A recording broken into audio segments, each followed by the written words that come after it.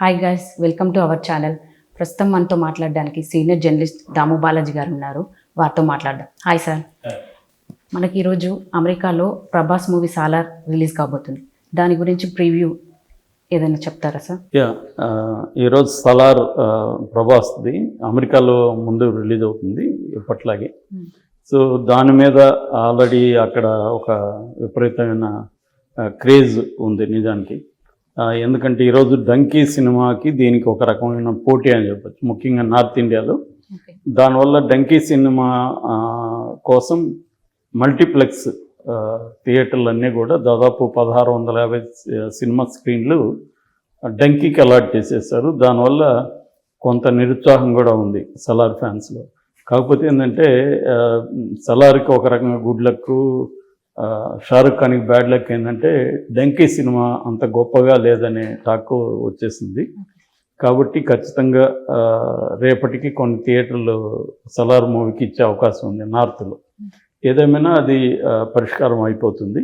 ఖచ్చితంగా Salaar movie crazy మామూలుగా లేదు. అది ఖచ్చితంగా ఈరోజు అమెరికా ఆడియన్స్ బయటికి చెప్పేస్తారు నైట్ లోపల. కాకపోతే ఇప్పుడు మనకి అక్కడ టీం నుంచి కొన్ని విషయాలు బయటకు వచ్చాయి. అదేంటంటే అసలు సలార్ మూవీ బేసిక్గా దేనికి సంబంధించిన మూవీ. ఆల్రెడీ ట్రైలర్లో మనకు కొంత ఐడియా వచ్చింది. సలార్ అనేది కాన్సార్ అనే ఒక సామ్రాజ్యం. కాన్సార్ అనేది అనేక మందిని మార్చింది. కానీ కాన్సార్ని మార్చింది మాత్రం ఇద్దరు మిత్రులు శత్రువులుగా మారిపోయారు. అదే కాన్సార్ని మార్చింది అనేది మనకు ట్రైలర్లో కూడా వచ్చింది. ఇందులో ఏంటంటే ఇది 1000 ఏళ్లకు ముందు కొంతమంది బందిపోట్లు కాన్సార్ అనే ఒక అడవిలోకి వెళ్ళి అక్కడ ఉంటూ వాళ్ళు బందిపోట్లు చేసేవాళ్ళు. అలాంటి వాళ్ళు మెల్లమెల్లగా అక్కడ ఇండ్లు కట్టుకొని అది మెల్లమెల్లగా ఒక సామ్రాజ్యంగా మారిపోయింది 1000 ఏళ్ల తర్వాత. ఇప్పుడు కూడా ఏంటంటే గవర్నమెంట్తో వాళ్ళు ఒక ఒప్పందం చేసుకున్నారు. ఇక్కడ ఈ పరిపాలన అంతా కూడా ఈ ఫ్యామిలీనే చూసుకుంటుంది. ఆ ఫ్యామిలీ ఏంటంటే రాజమన్నారని మన జగపతి బాబు చేశాడు. వాళ్ళ అబ్బాయి వరద రాజమన్నారు, వరదమన్నారు అని కూడా అంటారు అతన్ని పృథ్వీరాజ్ సుకుమారన్ మలయాళీ యాక్టర్ చేశాడు. సో ఇతనికి చిన్నప్పుడు దేవా అనే ఫ్రెండ్ ఉంటాడు. ఆ దేవానే ప్రభాస్ అన్నమాట. సో ఈ దేవాకి ఒక సమస్య వస్తుంది. అదేంటే వాళ్ళ ఫాదర్ చనిపోతాడు. మదర్ అతన్ని శవాన్ని దహనం చేయాలనుకుంటే కొంతమంది అడ్డుపడి ఆపేస్తారు. ఆపేసినప్పుడు ఈ వరదమన్నారు వాళ్ళ నాన్నకి చెప్పి ఎవరైతే అడ్డుపడుతున్నారో వాళ్ళ అడ్డంతా తొలగించి దహనం అయ్యేట్టుగా చేస్తారన్నమాట. సో దానివల్ల ఆల్రెడీ ఫ్రెండ్ అంటే చాలా ఇష్టం దేవాకి.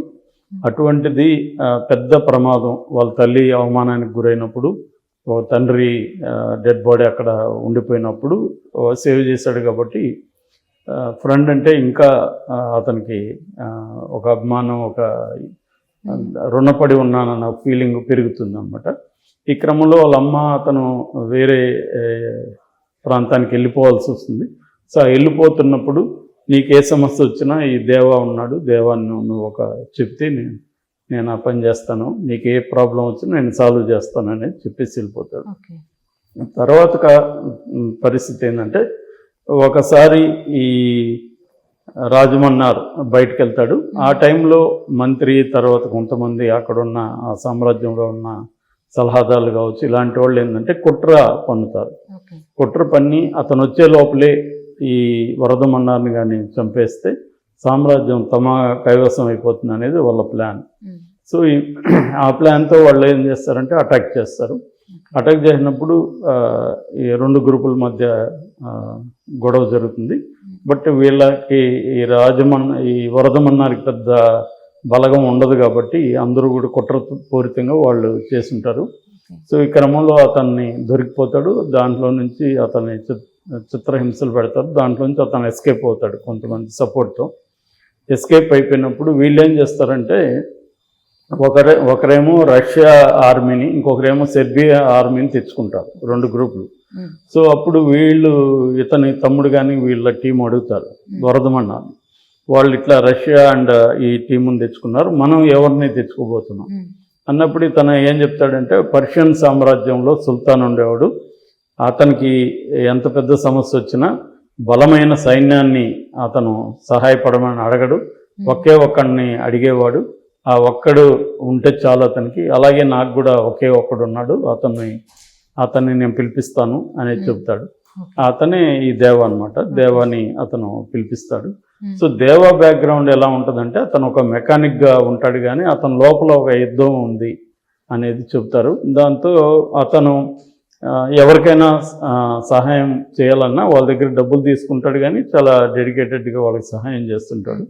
రెండోది దాంట్లో ఇంకొక డైలాగ్ కూడా ఉంటుంది, మోస్ట్ వైలెంట్ మెన్. వీళ్ళు బందిపోట్లు అంటేనే most violent men. Most violent men ఇంకా వీళ్ళందరికంటే మోస్ట్ వైలెంట్ మ్యాన్ని పిలిచారు అనేది ఉంటుంది. సో వైలెన్స్కి పెద్ద స్కోప్ ఉందన్నమాట ఈ సినిమాలో. దాదాపు 3 గంటల సినిమా. అందులో ప్రీ క్లైమాక్స్లో ఒక యాక్షన్ ఎపిసోడ్కే 20 కోట్లు ఖర్చు పెట్టారని చెప్తున్నారు. ఇంకొక దాంట్లో 1000 మందితో తను ఫైట్ చేస్తాడని చెప్తున్నారు. మనం ట్రైలర్లో చూస్తే కూడా ఆ వైలెన్స్ కనపడుతుంది. అందుకని దీంట్లో రొమాన్స్ కానీ ఎరోటిక్ ఇవి కానీ లేకపోయినా కూడా ఏ సర్టిఫికేట్ ఇచ్చారు, ఓన్లీ బికాస్ ఆఫ్ వైలెన్స్ కోసం. సో అంత వైలెన్స్ దీంట్లో ఉంది. అదొక్కటే దీంట్లో కొంత ఇబ్బందికరమైన అంశం ఫ్యామిలీ ఆడియన్స్ వెళ్ళాల్సి వచ్చినప్పుడు. కానీ ప్రభాస్ ఫ్యాన్స్కి అయితే పండుగ అని చెప్పొచ్చు. ఎందుకంటే ప్రభాస్కి పక్క మాస్ సినిమా ఇప్పటి వరకు పడలేదు. సో ఇది కంప్లీట్గా, ఎందుకంటే మన బాహుబలి తర్వాత ఆ రేంజ్లో ఇప్పటి వరకు హిట్ కాలేదు ప్రభాస్కి. సో ఇది ఖచ్చితంగా హిట్ అయ్యే అవకాశం ఉంది.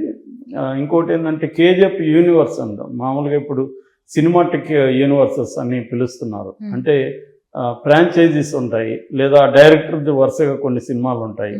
ఆ సినిమాల్లో కొన్ని థీమ్స్ కానీ కొన్ని రిపీట్ అవుతూ ఉంటాయి అన్నమాట. అట్లా కేజీఎఫ్లో కొన్ని థీమ్స్ దీంట్లో కూడా వచ్చాయి. కేజీఎఫ్లో కూడా ఒక ఫిక్షువస్ వరల్డ్ ఉంటుంది. నరాబి అనే ఒక ప్రపంచాన్ని అక్కడ క్రియేట్ చేశారు. అట్లాగే దీంట్లో కూడా కాన్సర్ అనే ఒక ఫిక్షువస్ వరల్డ్ని క్రియేట్ చేసి దాని చుట్టూ ఇది నడుపుతారనమాట. అయితే కేజీఎఫ్కి దీనికి ఏమీ లింక్ లేదని ప్రశాంత్ నీల్ చెప్పాడు. యాక్చువల్గా ఇది 15 years బ్యాక్కే రాసుకున్న కథ అని కూడా చెప్పాడు అతను. అయితే ఇంత పెద్ద క్యాన్వాస్తో ఫస్ట్ సినిమా ఎవరు కాబట్టి ఈ స్క్రిప్ట్ పక్కన పెట్టి అతను ఉగ్రం అనే స్క్రిప్ట్ని కన్నడలో తీసుకెళ్ళాడు. అందులో కూడా 2 ఫ్రెండ్స్ ఉంటారు. కొంతమంది ఉగ్రం రీమేక్ ఇదని కూడా అన్నారు, బట్ అతను క్లియర్గా ఇది ఉగ్రానికి దీనికి ఏం సంబంధం లేదని చెప్పాడు. ఇది ఒక పిక్చర్స్ ప్రపంచంలో వైలెంట్ మెన్తో కూడిన సినిమాగా చెప్పొచ్చు. దాంట్లో ఎమోషన్స్ ఉంటాయి, దాంట్లో డ్రామా ఉంటుంది, అన్నీ ఉంటుంది. ఏదేమైనా ఒక పెద్ద క్యాన్వాస్, అంటే 270 కోట్ల బడ్జెట్ ఫిల్మ్ ఇది. ఒక పెద్ద క్యాన్వాస్ సినిమాలకు అన్నిటికి కూడా కథ సింపుల్గా ఉంటుంది ఎప్పుడైనా. దాన్ని ఎపిక్ స్టోరీస్ అంటారు. మనకు భారతం కానీ రామాయణం కానీ ఇవన్నీ కూడా సింపుల్ పాయింట్ ఉంటుంది. ఒక రాజ్యం కోసం కొట్లాడుకోవడము. అట్లాగే బాహుబలిలో కూడా సింహాసనం కోసం 2 వర్గాల మధ్య జరిగిన యుద్ధమే అది.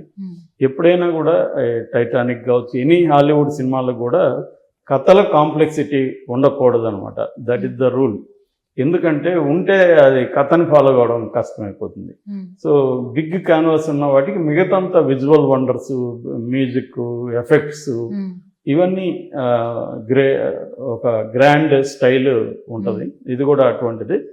దీంట్లో యాక్టర్స్ కూడా మనకి పృథ్వీరాజ్ కుమార్ కూడా one of the wonderful actors in India. యాక్చువల్గా మలయాళంలో అతను డిఫరెంట్ ప్రయోగాలు చేస్తుంటాడు. అతను డైరెక్టర్ కూడా.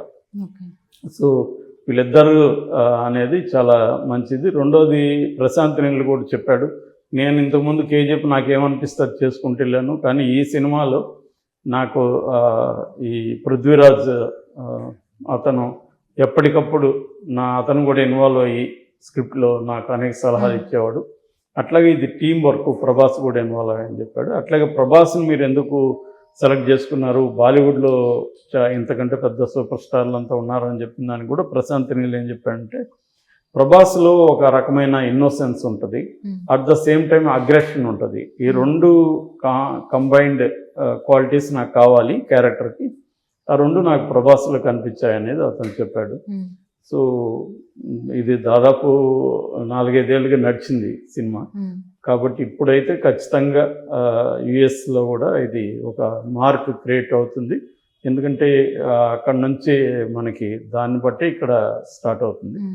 ఇక్కడ కూడా అర్ధరాత్రి తర్వాత 1 గంట నుంచి హైదరాబాద్లో థియేటర్స్ 20 థియేటర్స్లో సినిమా ప్రివ్యూ వేస్తున్నారు. కాబట్టి రేపు ఏ వేళకి మనకి కంప్లీట్గా తెలిసిపోతుంది. దానికోసమే అందరూ వెయిట్ చేస్తున్నారు కదా sir. Okay sir, thank you sir. Thank you.